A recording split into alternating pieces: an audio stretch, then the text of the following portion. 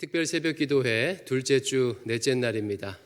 마지막으로 한 번만 더 이번 특별 새벽 기도회의 목표를 상기해 보도록 하겠습니다. 세 가지 목표가 있었지요. 첫 번째, 민수기와 친해지는 거. 두 번째, 길을 나서기 전에 무엇을 준비해야 하는지 배우는 거. 그리고 세 번째, 배운 대로 실천하는 것입니다. 이 세 가지 중에서 뭐가 제일 중요할 것 같으세요? 다 중요하겠지만 세 번째가 제일 중요하겠죠. 아무리 많이 배우고 알아도 실천하지 않으면 소용이 없습니다. 기도에 대해서 지식을 많이 알고 있는 것보다 한번 제대로 기도하는 것이 더 유익한 것과 같습니다. 이런 면에서 우리 대광의 성도들 이번에 잘 실천하고 있는 것 같으세요? 지난주에 제가 한 집사님이 제게 보내준 문자를 소개해 드린 적이 있지요. 일어나서 1시간, 또 자기 전 1시간 미디어 금식 잘하고 있다고, 영이 맑아지고 있다고 문자 받은 거 소개해 드렸는데, 그 이후로도 여러분들께서 잘 실천하고 있다고 제게 소식을 알려왔습니다. 목회자로서 이런 이야기를 들으면 정말 마음이 흐뭇하고 좋습니다. 제 마음이 이런데 우리 하나님은 더 기뻐하시리라고 확신합니다. 오늘 말씀을 좀 살펴보겠습니다. 오늘과 내일 살펴볼 7장 말씀은 앞선 5장과 6장처럼 거룩하게 구별되도록 준비하는 내용입니다. 하지만 거룩하게 구별되는 방식이 사뭇 좀 달라요. 7장 말씀은요, 12지파가 성막과 제단을 위해 헌물하는 방식으로, 그러니까 하나님께 성막과 제단을 위해 물건을 바치는 방식으로 거룩하게 구별이 돼요. 한번 살펴보겠습니다. 먼저 주목해야 할 것은요, 헌물하는 날입니다. 1절 말씀, 1절을 같이 읽습니다. 1절 시작.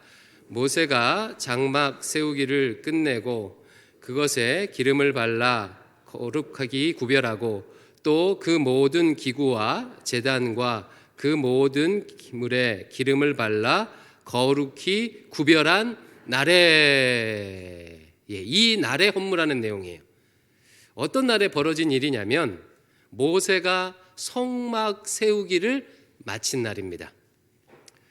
다른 말로 하면 성막 봉헌식을 한 날이에요. 출애굽한 이스라엘 백성들은 시내산에서 1년 1개월 정도를 지내면서 하나님의 말씀대로 성막을 제작했습니다. 이 성막이 완성돼서 봉헌식을 한 날이에요. 그런데 그럼 문제가 하나 있어요.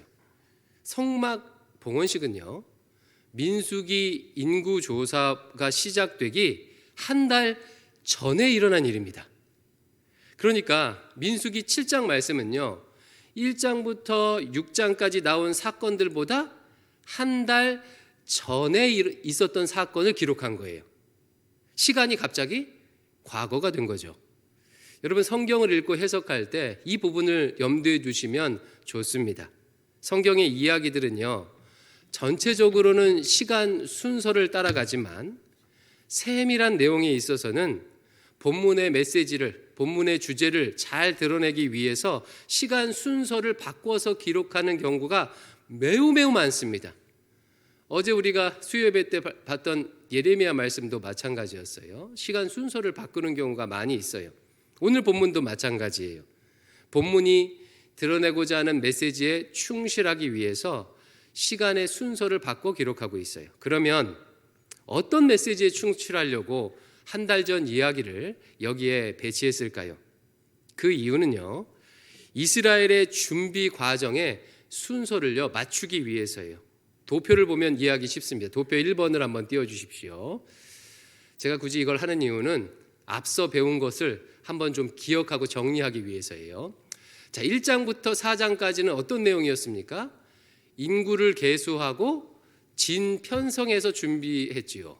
이때 어떤 순서에 따라서 했냐면 제일 먼저 이스라엘 전체 백성을 계수했습니다. 그리고 나서 12지파별로 진을 편성했어요. 그리고 나서 레위지파 진 편성을 했어요. 이런 순서로 준비했습니다. 5장부터 8장까지의 내용은요, 거룩하게 구별되는 방식으로 준비하는 거죠. 이것도 어떤 순서를 따라가냐면 제일 먼저 5장에서 6장 전체 백성들에게 구별되도록 가르쳐 주십니다. 그리고 7장에서 12지파를 구별하셔요. 그리고 8장에서 레위 지파를 구별하십니다. 이 순서, 이 짝을 맞추는 거예요. 자, 이제 내려주셔도 좋습니다. 그러면 7장 12지파는 어떻게 거룩하게 구별되는지 살펴볼게요. 본문은 딱 하나의 모습만 나옵니다. 조금 전 설명했듯이 성막과 제단을 위해서 헌물하는 방식으로 거룩하게 구별돼요. 먼저 어떤 내용인지 한번 살펴볼 텐데, 오늘 본문은요, 성막과 제단 중에서 성막을 위해서 헌물하는 내용입니다. 내용이 많지가 않아요. 아주 간단합니다. 2절과 3절을 천천히 같이 읽어보겠습니다. 2절과 3절 시작. 이스라엘 지휘관들 곧 그들의 조상의 가문의 우두머리들이요 그 지파의 지휘관으로서 그 계수함을 받은 자의 감독된 자들이 헌물을 드렸으니 그들이 여호와께 드린 헌물은 덮개 있는 수레 6대와 소 12마리이니 지휘관 2사람에게 수레가 하나씩이요 지휘관 1사람에게 소가 1마리씩이라 그것들을 장막 앞에 드린지라. 오늘 말씀 보니까 여기서는 또 성막을 장막이라고도 적고 있지요. 이것을 도표로 한번 정리하면요 아주 깔끔합니다. 도표 두 번째 한번 띄워주십시오. 이스라엘 12지파가 성막을 위해서 헌물을 바쳤어요. 그래서 총 합계를 계산해 봤더니 덮개가 있는 수레가 6개, 또 소가 12마리. 그러면 각 지파당 얼마씩 드린 거예요? 수레는 2분의 1씩 드린 거죠. 그러니까 두 지파가 한 대씩을 드린 거예요. 그리고 소는요 1마리씩 드린 것입니다. 오늘 내용이 이거예요. 아주 간단하죠. 이제 내려주십시오. 그러자 하나님께서 그 수레와 소들을 가지고 성막을 옮기는 데 사용하도록 레위인들에게 이것을 분배합니다. 자, 또 복습. 레위인들은 총 몇 개의 가문으로 생각하라고 했죠? 4개. 그 중에서 제일 중요한 가문이 제사장 가문이죠. 그 중에서 3개의 가문, 고핫과 게르손과 무라리 가문이 직접적으로 성막을 옮기는 일을 했어요. 이 3개의 가문에 방금 12지파가 헌물했던 그 수레와 소들을 배분합니다. 어떻게 배분하는지 볼게요. 이것도 도표로 정리하면 아주 깔끔합니다. 자, 도표 세 번째 띄워주십시오. 게르손 자손에게는요 수레 2개와 소 4마리를 주었어요. 왜냐하면 게르손 자손들은 성막의 가죽이나 천 등 비교적 가벼운 것들을 옮기기 때문이에요.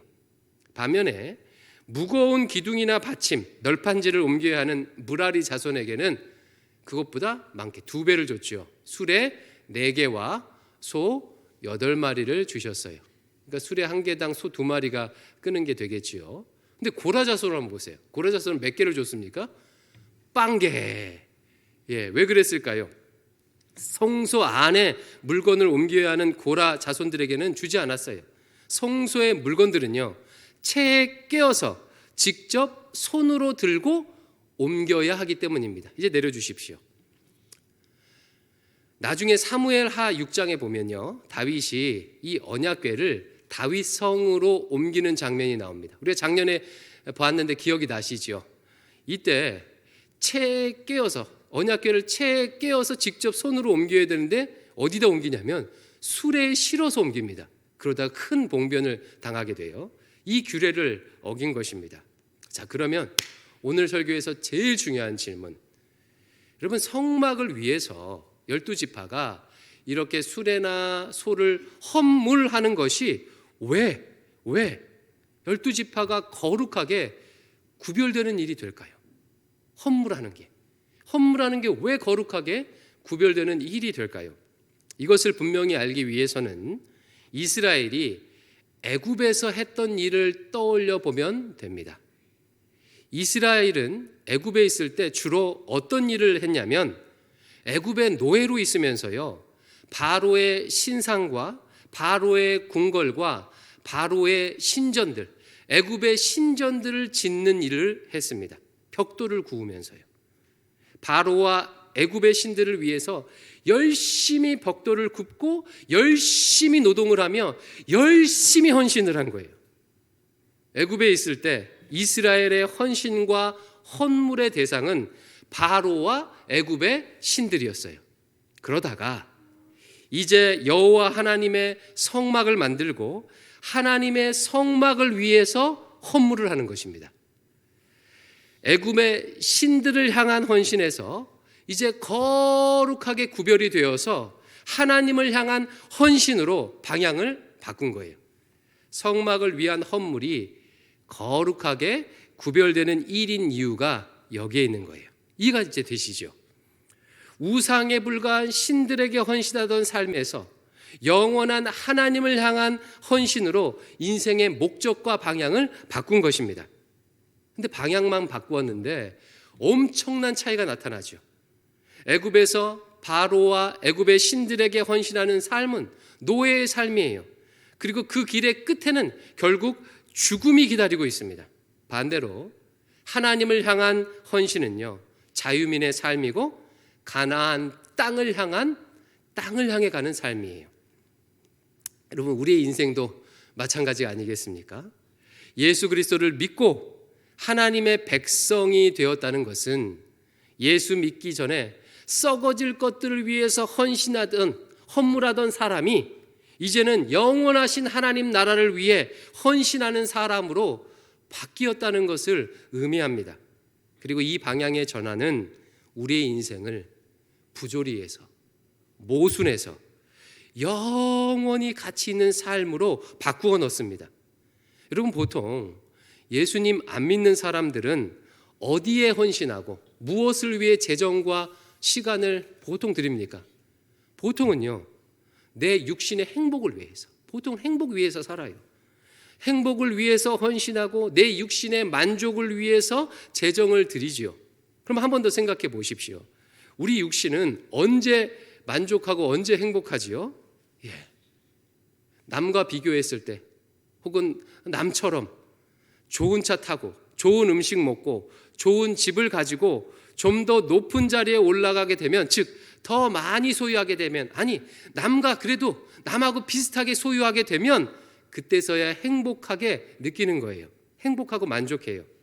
그래서 조금이라도 더 많이 소유하기 위해서 정말 열심히 헌신하며 살아갑니다. 바로 여기에서 인생의 모순이 발생하는 거예요. 내가 더 중요합니까? 집이나 차가 더 중요합니까? 생각할 여지가 없죠. 내가 더 중요해요. 내가 더 중요합니까? 권력이나 어떤 자리가 더 중요합니까? 내 인생이 내가 더 중요하지요. 내가 더 중요한데 내 육신의 행복을 위해서 나보다, 내 자신보다 더 쓸모없고 가치 없는 집이나 차나 권력과 명예, 이런 것들을 위해서 나를 희생하고 사니까 인생이 모순이 되는 거예요. 육신의 행복을 위해서 나보다 가치 없는 것들을 얻으려고요, 나를 희생하는 모순적인 삶을 사는 거예요. 창세 때부터 사탄 마귀가 우리를 지배하는 방식이 이런 방식이에요. 애굽의 방식이죠. 존귀한 하나님의 형상으로 지음받은 나가 나보다 가치 없는 것을 위해서 애쓰고 노동하며 사니까요, 인생이 허망하고 모순적인 겁니다. 인터넷에서 소위 카푸어 청년의 이야기를 들어본 적이 있습니다. 카푸어가 뭔지 아세요? 아주 차는 굉장히 비싼 차를 가지고 있는데 실상은 가난한 사람을 카푸어라고 해요. 이 청년은 20대 초반인데요, 중고차 시장에서 할부로 아주 비땡땡 얘를 아주 비싼 차를 샀대요. 한 달 동안은요 너무 좋았대요. 막 친구들 데리고, 여자친구 데리고 여기저기 달면서 너무너무 좋았대요. 근데 이제 한 달 지나고 할부가 나가기 시작하면서 이제 불안해지더랍니다. 셋째 달부터는요 그 할부금 내려고 카드 돌려막기 했대요. 차 때문에 지금 자신의 젊음을 갈아놓고 있다고 한탄하는 그런 내용을 본 적이 있어요. 좀 극단적인 얘기겠지만요, 나보다 하찮은 차를 위해서 내 자신의 인생을, 내 젊음을 갈아넣는 모순적인 삶을 보여주고 있는 거죠. 인간은요, 자기 자신보다 훨씬 더 가치 있는 것을 위해서 헌신할 때 인생이 풍요로워지고 아름다워집니다. 왜 일제시대 독립운동가들이 자신의 생명을 기꺼이 대한민국의 독립을 위해서 내어주었겠습니까? 그분들은요, 생명이 2개, 3개 돼서가 아니에요. 자신의 생명보다 대한민국의 독립을 더 가치 있게 여겼기 때문이죠. 그들은 자신의 생명을 더 가치 있는 일에 투자하고 싶었던 거예요. 지혜로운 분들이셨어요. 우리는 지금 그분들을 존경하고 우러러보고 있습니다. 여러분, 대한민국을 위한 삶도 이렇게 가치 있다면 하나님 나라를 위한 삶은 어떻겠습니까? 하나님 나라는요, 영원합니다. 세상 그 무엇보다도 가치가 있어요. 순교자들이 복음을 위해서 자신의 목숨을 아낌없이 내준 이유가 그 가치를 알았기 때문입니다. 혹시라도 내가 이 땅에서 지금 죽도록 고생하며 헌신하며 살고 있는데 삶이 가치 없이 느껴지고 의미 없이 느껴진다면 무엇을 위해서 헌신하고 헌물하며 살고 있는지를 돌아보시기 바랍니다. 혹시 나보다 가치 없는 것을 얻기 위해서 나를 갈아넣고 있지 않는지는 돌아보시길 바라요. 그렇다면 방향을 바꾸어야 돼요. 거룩하게 구별돼야 돼요. 세상의 모든 것들은요, 일시적이고 유한하고 썩어 없어지죠. 풀은 마르고 꽃은 시듭니다. 그러나 하나님과 하나님 나라와 하나님의 말씀은 영원합니다. 영원한 것을 위해 헌신하는 삶으로 삶의 방향을 바꾸어야 돼요. 이것이 거룩하게 구별되는 또 다른 방법이에요. 그런데 궁금한 게 하나 있어요. 여러분, 이렇게 성경이 명확하게 창세기부터 요한계시록까지 이렇게 명확하게 보여주고 믿음의 선배들이 이렇게 증거하고 있는데 왜 신앙인들조차 하나님을 향해서 헌신하지 아니하고 세상을 향해서 왜 자꾸 애굽의 길로 가는 것일까요? 왜 그럴까요? 너무 궁금하지 않습니까? 그 이유는요, 제가 생각하기에 애굽의 길로 향하는 문은 크고 아름답고 하나님의 길로 향하는 문은 좁고 초라해 보이기 때문이에요. 이스라엘이 애굽에서 있으면서 직접 자신의 손으로 지었고 또 날마다 눈으로 보았던 애굽의 신상과 신전들과 그 건물들은요, 정말로 문명의 집합체입니다. 지금도 피라미드를 보면 얼마나 화려하고 웅장한지 모릅니다. 광야와 비교할 수 없는 문명이에요. 애굽에서의 삶은 내 삶도 화려하게 만들어줄 것처럼 착각하게 만들어요.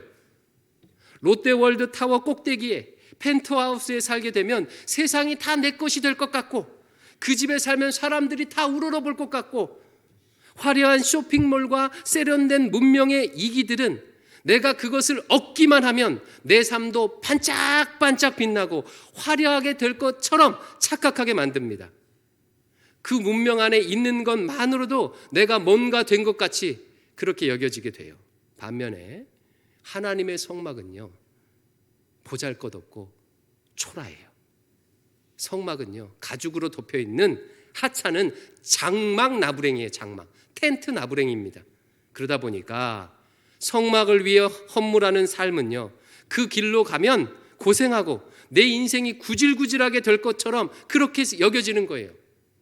내가 하나님 나라에 헌신하겠다고 고백하면 내가 하고 싶은 일은 못할 것 같고 나를 목사 사모나 시킬 것 같고 있는 거 다 팔고 선교사로 나가라고 할 것 같고 힘들어도 참고 손해만 봐야 할 것 같고 교회에서 더 봉사하라고만 할 것 같고 이런 생각이 자꾸만 드는 거예요. 이러니 하나님을 향해 헌신하기가 어려운 것입니다. 다들 문만 보고요, 화려한 문을 향해서 가는 거예요. 문만 보고. 그러나 문을 열고 들어서는 순간 정반대의 삶이 펼쳐지죠. 애굽의 화려한 문을 열고 들어서는 순간 피라미드 꼭대기에 올라가기 위해서 남을 짓밟아야 돼요. 무한 경쟁에서 살아남기 위해 승리하기 위해서요, 이기적이고 교활해져야 합니다. 쉼 없이 위를 바라보면서 달려야 돼요. 두세 살 때부터요, 조기 교육하고요, 늙어서도 쉬지 못하고요, 그렇게 쉼없이 달려야 해요. 그 땅과 집을 소유하기 위해서는요, 죽도록 일해야 하니까 사랑하는 아이들과 일주일이 지나도 같이 마주보고 앉아서 밥도 먹기도 힘듭니다.